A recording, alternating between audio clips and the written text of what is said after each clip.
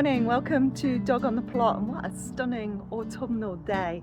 I'm just down the plot to have a quick check on things because I'm off on my holidays tomorrow.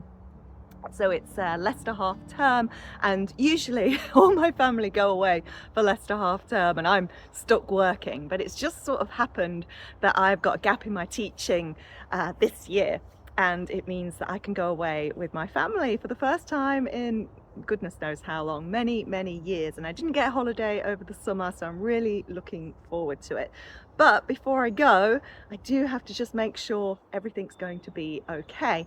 Now, the weather looks very nice in Turkey, but it also looks pretty good here. We are supposed to maintain the kind of warm temperatures that we've been having the last couple of days.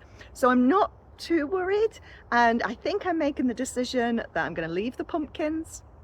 I would have liked to have got in the brassicas and the beetroots and all those bits that I brought down last week and haven't managed to get into the ground yet. However, I have just not got time for that. In fact, just sneaking down here right now, I do not have time for. I really should probably pack, seeing as we're leaving in the morning. I think everything is probably going to be okay until I get back, and when I get back it'll be Halloween weekend, so it'll be time to harvest the pumpkins, so keep tuned for that. I also promise not to spam you with loads of holiday stuff. This is an episode where we will be in the garden, and in fact that's where I should head now. We should head to the home garden and see if anything needs doing over there, because yeah, here I'm pretty happy. Famous last words.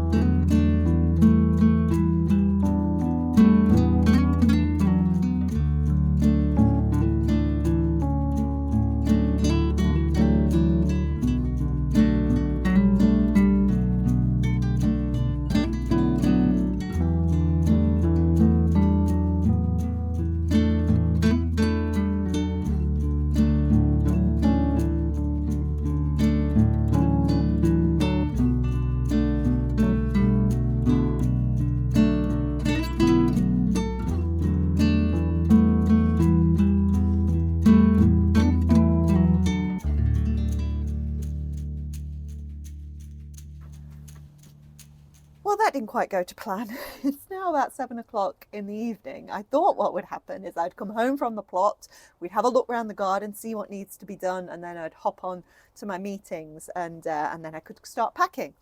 None of that took place. I mean, my meetings took place. They took place all day long, and I didn't get to speak to you, and I haven't packed yet, and I've done nothing in the garden. Now, I think we're okay. I've checked the weather. I am 99% sure that we are not going to have a frost while I'm away. So I'm going to leave everything that's frost tender out. Is that a good idea? We will find out when I come back in this episode. But there are some other things to do, like the church called today. That was another thing that happened. So the gardener at the church called and he'd cut the grass and raked leaves. So I've got grass and leaves to go in the compost, and I usually take that to the plot, but I have not got time to go to the plot again today, so they're going to go in the home compost bin, so that needs doing. And yeah, just generally I did this morning take off all the tomatoes I think that were ripening, so they're in the house to ripen while I'm away, and hopefully these green ones will ripen while I'm away.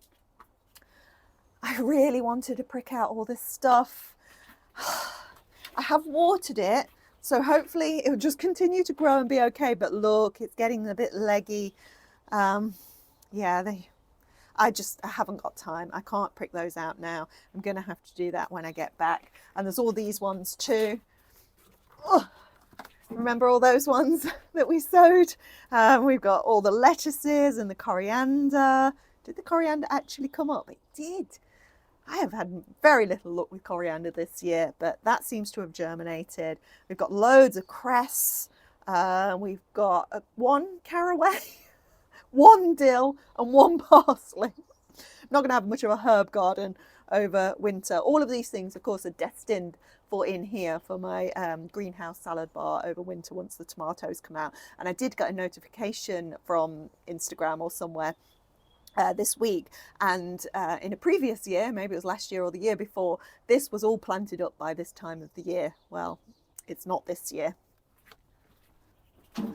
Yeah, so basically I've ran out of time, so the garden is just going to have to fend for itself while I'm away. But as I say, I think it's going to be okay. I think it's going to be okay. I did just want to show you a couple of things, but it's getting dark. This is the second week in a row that we've ended up in the greenhouse in the dark. Busy times, busy times. Right, I'm going to show you a couple of things. The first one is the Acer. So I showed you this last week as it was just turning orange. It's now starting to brown and redden on top. And by the time I get back, I guarantee this will be gone. It will just be a dark brown, dead mess, basically. But this makes super mulch, really good mulch. So look, yeah, it's coming off in my hands already. But I really wanted to share it with you before it went, and we can do a little compare when I get back, see what it looks like 8 days later. This is my lemon tree. The lemon tree is staying out. I'm being very optimistic. There are no lemons though on the lemon tree this year. Not quite sure what happened there. It was repotted. Maybe that disturbed it a little bit. Maybe we just didn't have enough sunshine this summer. But it's looking very lush. It's definitely looking healthy. Hopefully it will still look healthy when I get back. I just want to show you in the dahlia bed. Hello. That looks like a white petal. Do you think that will be the cafe au lait? There's one there and there's one there as well. Of course, these are budding up at the very end of October as I go away on holiday.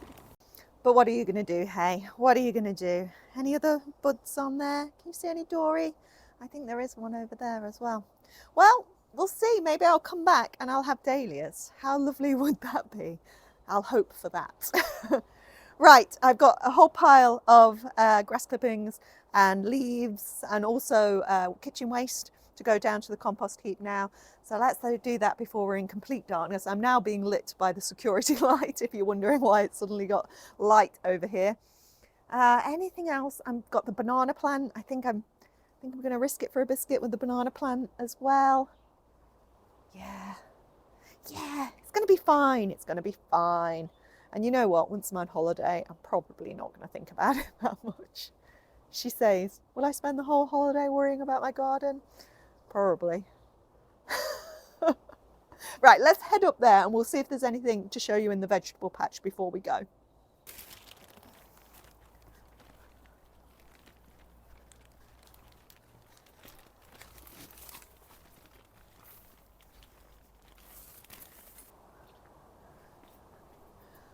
I don't know if you can see, but there's a bat.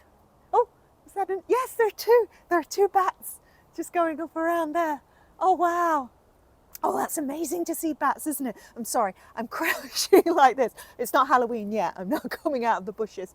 Not that I do that on Halloween, right? This is the cherry tree. This is the carrot bed. This is the passiflora, which I've been impatiently waiting to flower. It hasn't. I've got sweet pea seed pods here that I haven't collected yet. But the thing I'm here to show you is this. What's happened here? I've just walked down here with the compost stuff and this sunflower has been snapped straight off of here. I don't understand that because surely it's not been that windy. But there we go. That's very sad. Maybe I'll suspend it somewhere so the birds can have a go at it, or the insects. But yeah, I'll see if I can capture the bats for you.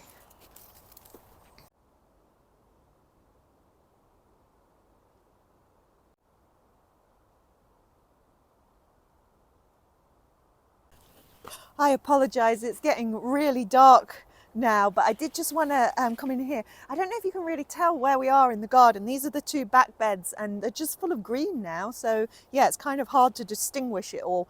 But I wanted to quickly show you that, do you remember this baby corn that I planted? And we knew when we put this in that it was going to be unlikely that we were going to get baby corn. But I just noticed we have got some tassels. So I give it a shake. Not much coming off there, and I don't know that I see actually any cobs But we're going to have some warm weather for a week. Maybe when I come back, we might have baby corn. Don't hold your breath on that one. On this side is the Cape gooseberries that continue to grow and grow, and these, unlike the ones on the plot, have not got frosted tips. They've been okay in the little microclimate of the garden, but I'm still struggling to find ripe ones. Yeah, these are all little green pods and only tiny fruits in them. It's still flowering. Again, we'll see when we get back. It'll be really interesting to compare these when we get back. And I can't see right now. The Badger Flame beetroot is down here, but it's too dark to see if that's been bulbing up at all. Look at that ochre. Right, stop getting distracted, Kerry. Let's do the compost. And I really should pack. Excuse me, Dorie.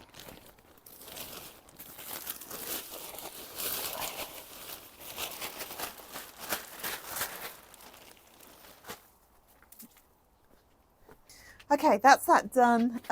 You know, the other thing I didn't do, put my daffodil bulbs out. Oh well, there's plenty of time. There's time. What I do want to do is set my greenhouse thermometer to 0. So when we get back, we can see how cold it really did get while I was away. Okay, that's that done. Right, okay, I think that's it. I'm going to shut up the greenhouse. Take care, everything. I'll see you in 8 days. I'll see you tomorrow, and just a little brief snapshot of the holiday, and then I'll meet you back here in 8 days.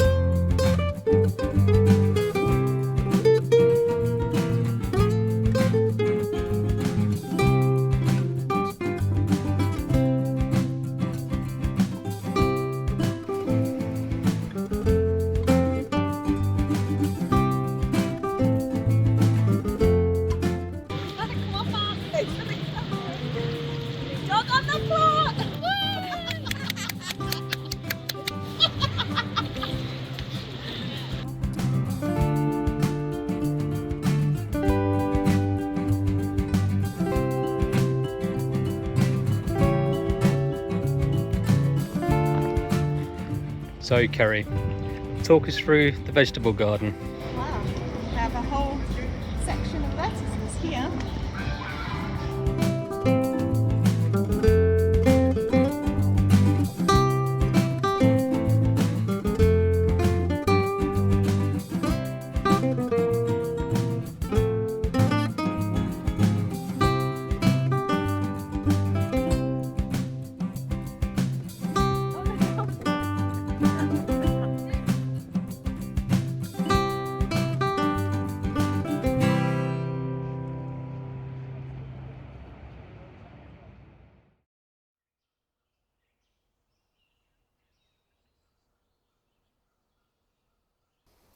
Welcome back to England and a very sunny last weekend of October, and I'm about 3 hours out of whack at the moment because we've got the time difference from Turkey, and also of course the clocks went back last night.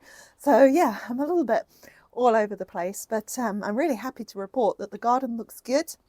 That I think my risk of leaving everything out was okay, and I've also been down to the plot this morning and everything seemed fine there, and our temperature, it got down to 5.4, which is actually lower than the forecast said it would get down to. It's currently 18 degrees in the greenhouse, and although it's not sitting on a lounger in Turkey weather, it's actually really, really nice. So talking of Turkey, like I said, I wouldn't spam you, and I kind of did a little montage, but there's some other stuff that I wanted to talk about while we were there that are pertinent to the channel and what we've already been talking about, because one of them, those bats, you remember the bats that I was trying to show you and couldn't capture? Well, it was so funny. We arrived at the resort, and as we started walking down to the room, these big things were swooping either side from the palm trees, which were laden with palm fruit. And Mum's like, pigeons, pigeons everywhere. But they weren't pigeons, they were bats. And they were Egyptian fruit bats, which is a species of megabats. So they are about the size of a pigeon. And there were loads of them, and they were feasting on the palm fruits. And it was just, I mean, it was fantastic. At the end of the week, my sister wanted to know all our holiday highlights and things. And me and Mum were like, the bats were our holiday highlights.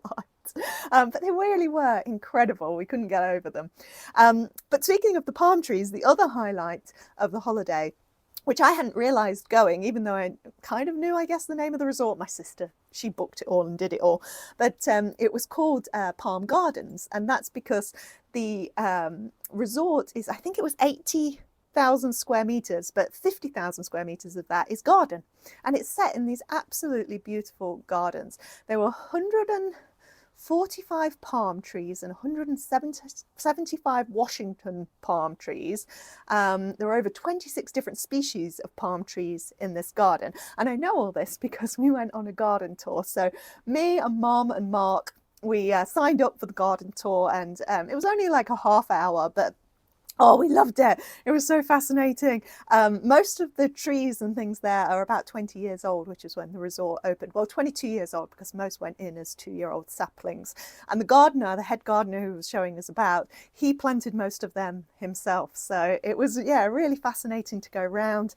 They had bananas and banana trees, and the hibiscus was absolutely beautiful. And they had their own little kitchen garden as well, which you saw a snippet of earlier. And it was a bit for show, although they said they did use the produce for the restaurant, but obviously that little kitchen garden couldn't cater that entire resort.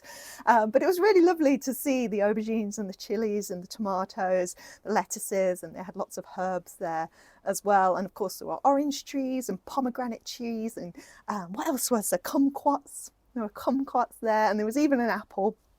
And so that was really fascinating. And the other thing was about the annuals, because you see the strip walking down, all of that is with flowers. And I think they said there's 26,000 flower plants that go in every year. They do them in 2 rounds. So the zinnias went in, I think they said April or May, and then in June they put in the busy lizzies for the next round. But it looked beautiful, and yeah, another thing that really made the holiday was the fact that you just had greenery and plants all around you. You know what I missed though? Mark said there was an avocado tree, and I never found that. I didn't find the avocado tree. Now, the other thing I didn't see were any pumpkin plants, but we did see some melon vines. But there were pumpkins inside in the restaurant, and they were like a nice display, and they were absolutely huge. They were huge. So they must have had a good pumpkin harvest in Turkey, and we're going to see what the pumpkin harvest on my plot is like a little bit later in this episode. Now, I have actually been to the plot this morning, first thing, as you do, and we'll go back, but I just wanted to show you that I harvested a couple of broccolis. So I was really pleased with that, and they're going to be for tea this evening. And I've also been around and about in the garden a little bit, and I've harvested a couple of aubergines, probably also for dinner tonight then, and a few more tomatoes, if you can see them in there, and there's actually still some just about there, but let's just have one of these. That's probably the most orange, one of these honeymoon ones. Oh, so good. So because we did the garden tour in Turkey, I thought it only seemed appropriate to do a little garden tour right now, but it will be just a mini one, because actually I was about to say there's not much going on, but then I'm looking beyond you at so much colour and clearly there is still a lot going on. But yeah, we'll have a quick whip round. I'll just show you some of the highlights. Some of the highlights in here, of course, are the chilies, which are still continuing to ripen. I'm really chuffed about that. But let's head out. So we'll have a quick check-in on the things that I showed you before I went and how they look just over a week later. And as predicted, the Acer, this was the orange, well, it's green in the summer, turns a beautiful, vibrant orange, as you saw, and now it is all just brown and dry. And yeah, it's so fleeting, so fleeting. The lemon tree did fine. That survived being out all week. And then in the dahlia bed, we do have some flowering of the dahlias. So I think that one might be Mystery Day, and that little one that's not quite open yet, I think that's York and Lancaster. And there's one just behind me here, which I think is a maybe Snowball. So no Cafe au lait as yet. And I think this is probably all we'll be getting now before the end of the season. Along here, we continue to have cosmos flowering. There's sort of salvias in here as well. There's the astrantia I put in. The gladioli, I think, are over now. More salvias all along. These definitely were my my cuttings. This is the pheasant berry, which had another lovely long branch coming off of it, but the fox broke it. What do I do about my electric blue penstemon? Do I need to lift that for the winter? Have to look that up. But yeah, it's looking pretty overgrown. But oh my goodness, let me show you this. I only noticed because of this angle, but look under there. Oh no, get out of the way, Rabina. Can you see all the hellebore foliage underneath the Acer? How healthy does that look? Oh my God, I'm so excited for the hellebores. And this is why I plant them underneath the Acer, because they've got all the shade that they want over the summer while the Acer is in it has foliage on it, and then of course it sheds it all for the winter, and that's when you get to see the hellebores. Oh, that's exciting.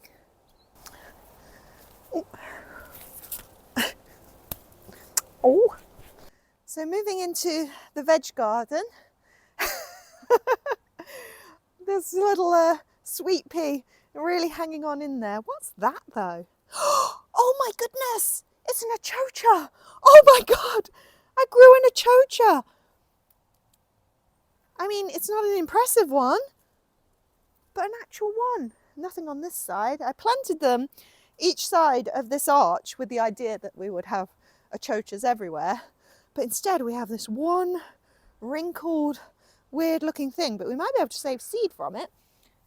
Can I see any more? No.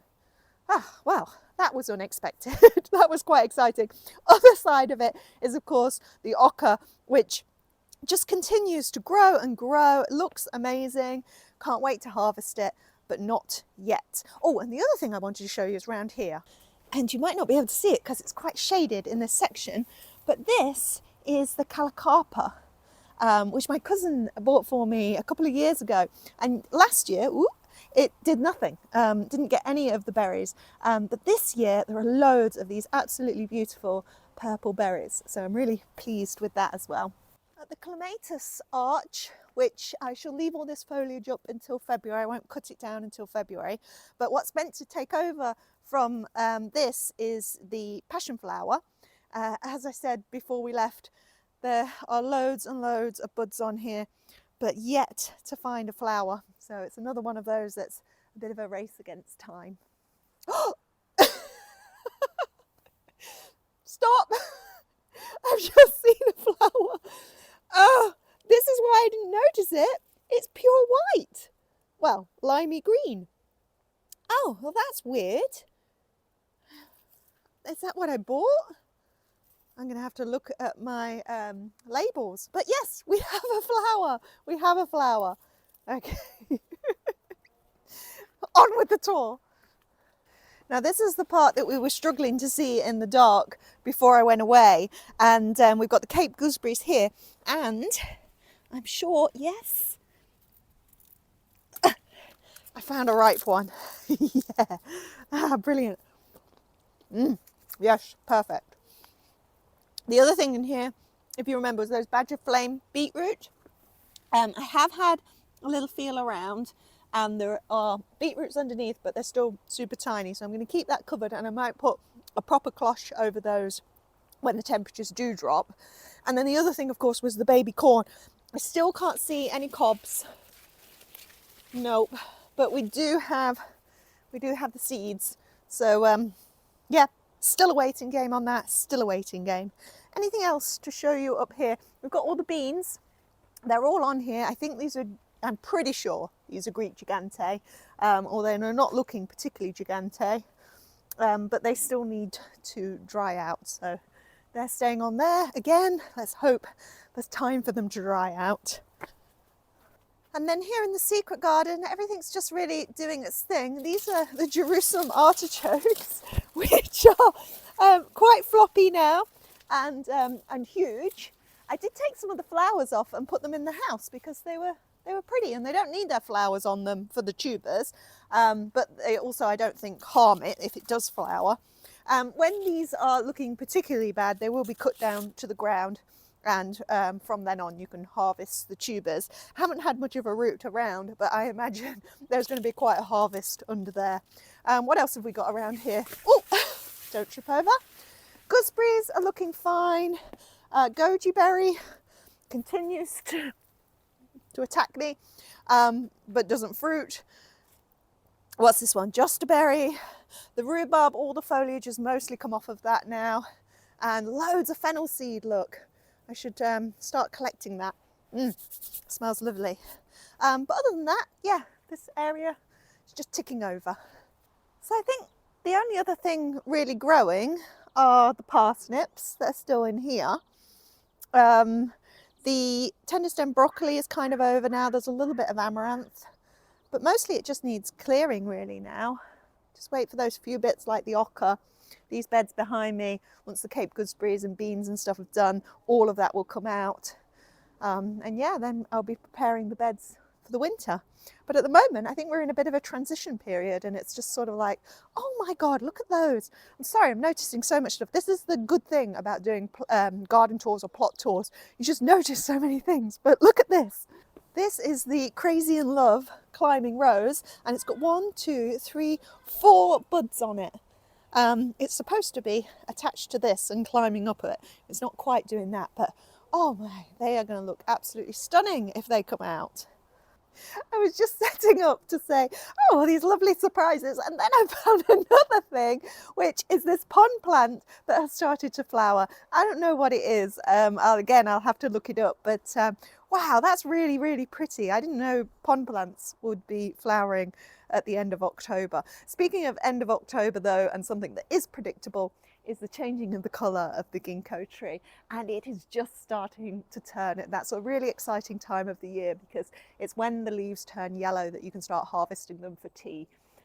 So it's just about there. I'm going to leave it a little bit longer, but I noticed it this morning because I got home last night in the dark. So I didn't come out into the garden, and when I went to the bathroom this morning, of course the sun had come up and there was a blaze of orange in the bathroom window, and I thought, yes, the ginkgo has turned. And I ran round to the other window to have a look out and see it, because it is the most glorious thing. Well, anyway, that's the garden in October, end of October 2024. We still need to head down to the plot. Might give it a couple of days, just try and get as much as I can of this sunshine into those pumpkins, but then we will be harvesting them because Halloween is coming up in a few days. So I shall see you down the plot in a little bit. No, it wasn't my intention to be filming in the dark again, but I suppose it's appropriate for harvesting the pumpkins on Halloween Eve. So these are by far ready. The way I know these are ready is all the foliage has died back. It's the end of October. The stalk is brown. Yeah, Dorie, don't eat though. Don't eat that. That's the grass, not the pumpkin. Although you do love pumpkin, don't you? So I've got the crown prince here and the goosebumps here, and I'm going to harvest those. And we've got 1 sugar pie to harvest. No, 2 sugar pie perhaps to harvest over there. I might leave the tromboncinos. Let's see how we get on. Come on then, Dorie. Let's harvest some pumpkins. I've misplaced my secateurs, so I've just got the snips, but it really is very simple to harvest a pumpkin.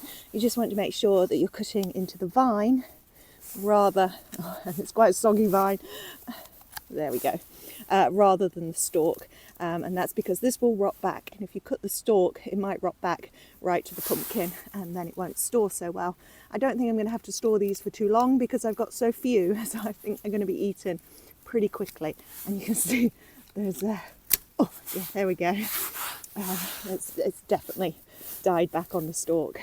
There is a little discoloration there, that's because it's been caught by the frost, but my experience last year was that that really didn't make a difference to the storage of the pumpkin. I mean, maybe it would eventually sort of go soft in that area, but I mean, I kept mine quite a long time because I had so many last year, and I didn't feel that it made much difference to the storage at all.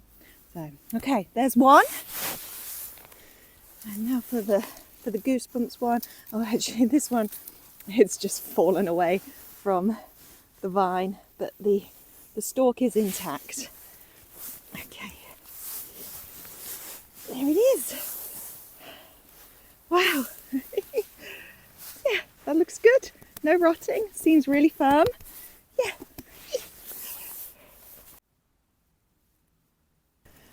Right then, the final one to harvest then is this one, which is the sugar pie.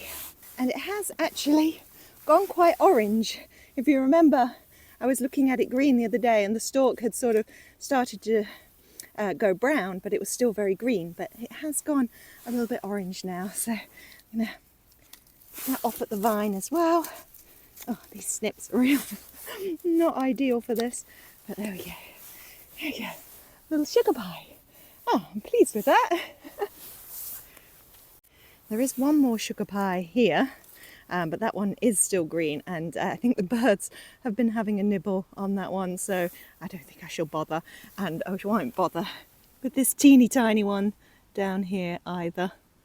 And I also still have this tromboncino, which I've just had to pull a slug off, and this rather peculiar looking tromboncino, but I think I'm going to leave those for now as it is getting quite dark.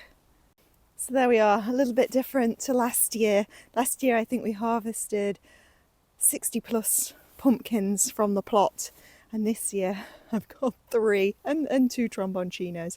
But yeah, I'm happy to have the 3 that I have got though. I'm going to take those home now, make a little display in the window for Halloween, but I shan't be carving them because they're too precious. These will be for eating for sure. But yeah, oh well. Try again next year.